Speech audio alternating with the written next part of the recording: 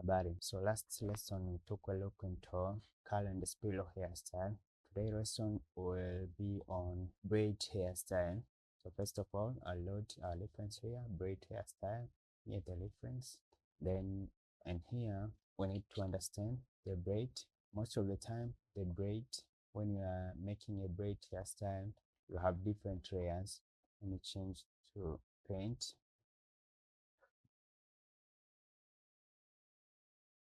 So reduce and increase the brush.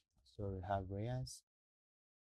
So first of all, we have the actual braid. This one, it will be first layer. And layer number 2, this one, I call them legs, braid threads, or support. Then the last layer, we have this one, this type of layer, thread cut. So you need to take into consideration, but this thing will most cover them into the actual creation of this hairstyle. So but now we need only to understand how to create this braid. And another thing to consider, if I come to this image, you see on tip and loot. Tip, we have loot. Loot is small. We have mid is large. Then we have tip is small. Tip and loot are small. You can see the radius or the scale of tip of the loot is so small. Then it has a gradual follow to mid. Mid is large. Then when it's at a certain point of a medium, then it starts to fall to a small size to the tip. So this is how the braids are made. Always to consider that tip and root most of the time are small, while the mid part is large. You can take a look into another example. You can see at this one, the tip, the root here, is the small compared to the mid. The mid area here is big. We don't see the tip, but the tip is small compared to the mid part. So let's create this into Blender. I'll move it to the left. This was, let me outline, and this was curl hairstyle. Then I'll add another mesh, Shift A. This one will be braid hairstyle. As usual, we'll go to Shift A, we'll add a curve, then we'll choose empty hair. Automatically the hair object is added there, and automatically parented to this braid hairstyle base. And what we need to do, we go into scope mode, Control Tab, go to scope mode, and we'll select to add our add button. Then we'll add a single hair, and we'll name this to braid hairstyle. Thereafter, we come to our modifier. Then in here in our outliner, we switch to Asset Browser. Then in our modifier panel, we'll add a new geometry node. We'll call it this node. We'll call it braid hairstyle. You see, even here the name has been changed to braid hairstyle. We'll enable fake user, and this modifier need to be on top of surface deform. So the first thing we can test here is to add. You see, when you come to your guide, you have a braid hair curve, and in here, if you Shift A, go to hair, go to guides, you have a braid hair. So we'll add here. You see, the braid is being added. It's like a curl, but because we only have one strand, so we cannot much difference. So what we need to add before the braid, we need to add duplicate node. We come to generation, we'll drop this node here. You see the braid had been added. Then we'll add duplicate to 100. So the braid is there, and we can play to even thickness. We can play to radius, but yes, I leave radius so small like that, 0.1. Then on braid, you can play with shape. Shape, it's like a clamp. When it is 5, there's linear fall off from 1 to 0. So we'll reduce this. We don't have that gradual fall off, so we'll just 1. You see the difference, so we'll leave at 0.1. You see, even the braids are noticeable at the tip. You can decrease this like this. Also, we can play with, there is braid start.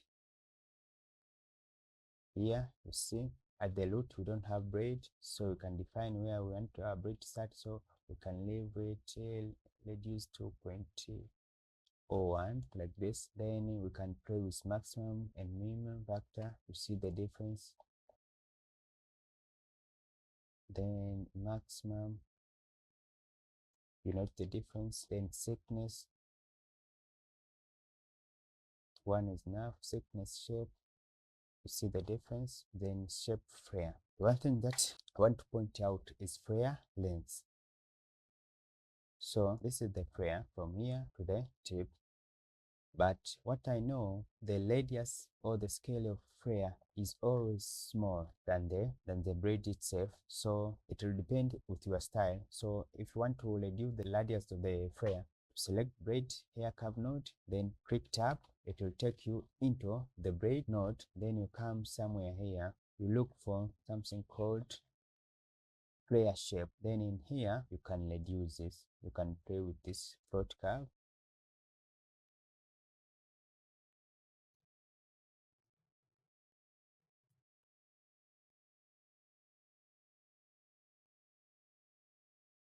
Think this is more convincing than the previous. So you can then press tab to go out of the braid hair curve. And then here, if you try to switch your clearance, you can switch it off. But when you want to flare, this will be the scale of your flare.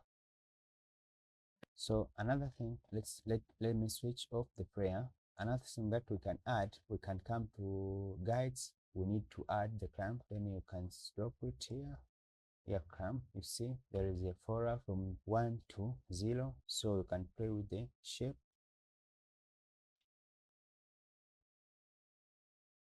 like that. Then you can increase the tip because we need to have just a little spread of the hair at the tip, so we increase a little bit, just a little bit, yes, even 0.2 or 0.25, just like that. And take a play with preserve volume.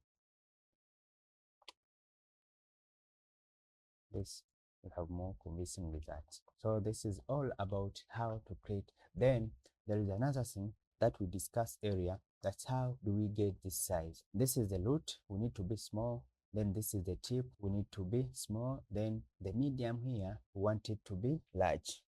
The same knowledge we found it here in the flare, then we will apply it here outside. So we'll use a float curve, search for float curve. Then we'll connect our float curve into the radius. Then we'll multiply it. Go to your utilities, go to math, then find math. We'll multiply, just decrease like that. Then here, because it is the curve, we need to add spline parameter. Then we need to connect factor to the value. So after doing so, we start praying. The shape that we need, it is tip small, then this will be a tip, then we want a medium to be large, then a tip to be small. So this is a root, mid, tip.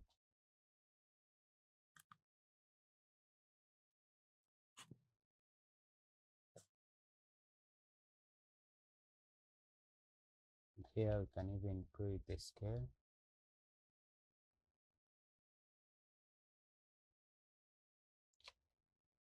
See what we get. So this is the tip, the root is small, the tip is small, the mid is large. And even here we can play with the clamp. Let's see, or if we mute the clamp, you see how the tip is. Let's enable it and reduce the 0.5, spread a little bit. So this is how you make your braid and you customize it, you shape it in the shape that is more natural compared to it being straight, same scale on the tip and on the root and the mid. But with this setting, you can change it to have a small tip, same as small root, then mid to be large. Thereafter, you can choose Ctrl L let's apply the same material, copy link material, there, material. Another thing that we can add is the noise, but most of the braid, because they are tight, they don't have noise. But here you can see there's some sort of noise. Here there's some sort of noise. So to have a realistic view, what if we crank it to 500? Then here, another node that we can add is Shift A. We can add a freeze node. Then we come to deformation, go to freeze, add a freeze in between. Then you see the freeze start from the center, but want the freeze to start from the root, then we can decrease this, not negative, but point or something. Then we can let off the cumulative offset, then we can increase a little bit. You see, this was after, this was before, this is after, so you get a little noise in there. Maybe you can add even you can use cumulative offset. You can see which one works best for you. This was before, this is after. Maybe even you can use a factor of 0, then clamp it again, Shift D.